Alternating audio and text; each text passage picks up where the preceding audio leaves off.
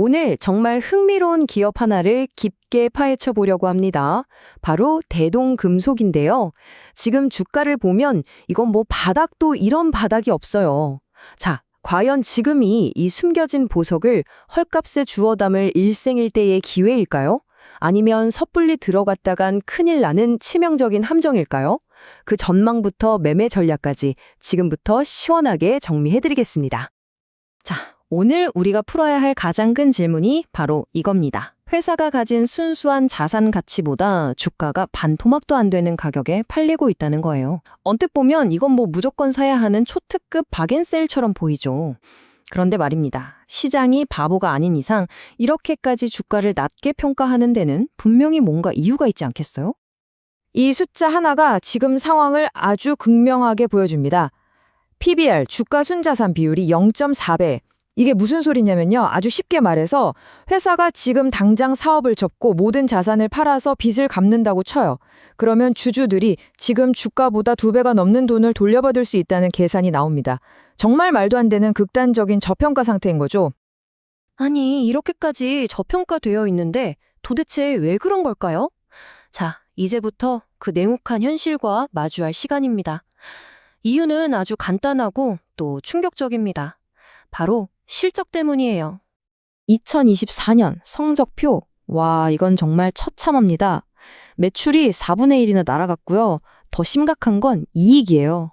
13억 원 흑자를 내던 회사가 딱 1년 만에 무려 65억 원의 엄청난 적자로 돌아섰습니다. 이건 그냥 장사가 좀 안 됐네 수준이 아니에요.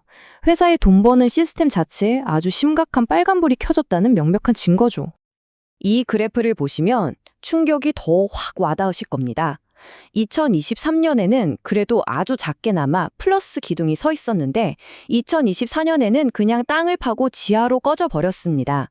흑자 13억에서 적자 65억, 합치면 무려 78억 원의 이익이 그냥 공중으로 사라져 버린 거예요.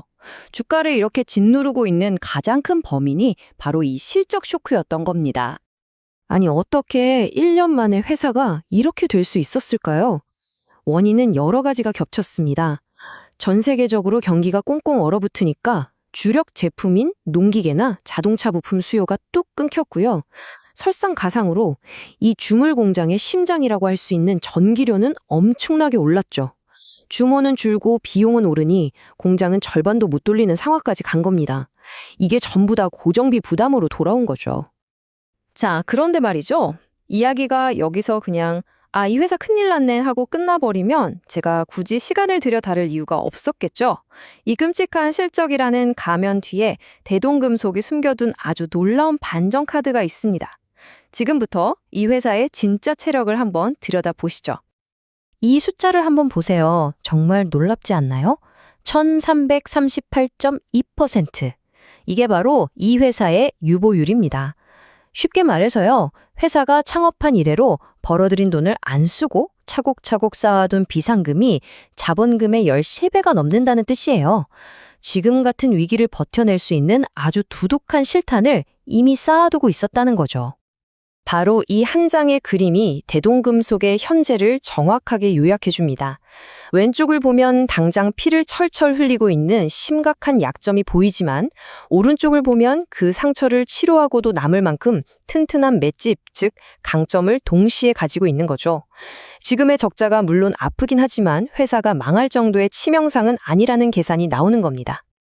그리고 정말 중요한 게 있습니다.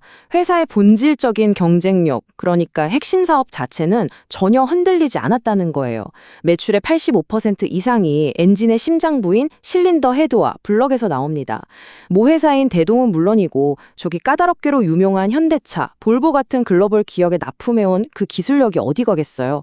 위기는 외부 환경 때문이지 회사의 DNA 자체가 망가진 게 아니라는 거죠. 자, 그럼 이 튼튼한 맷집과 기술력을 바탕으로 다시 날아오를 수 있을까요? 그 제도약의 열쇠가요, 놀랍게도 기존 사업이 아니라 완전히 새로운 곳에 있습니다. 바로 로봇입니다. 모 회사인 대동그룹은요, 이제 더 이상 트랙터만 만드는 회사가 아닙니다.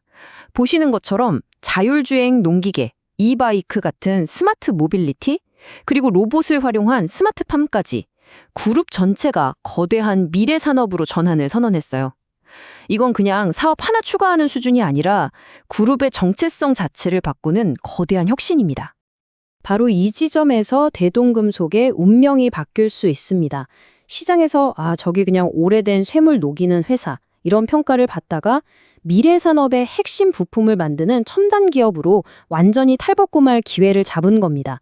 만약 이게 성공한다면 시장은 이 회사의 가치를 지금과는 완전히 다르게 볼 수밖에 없겠죠.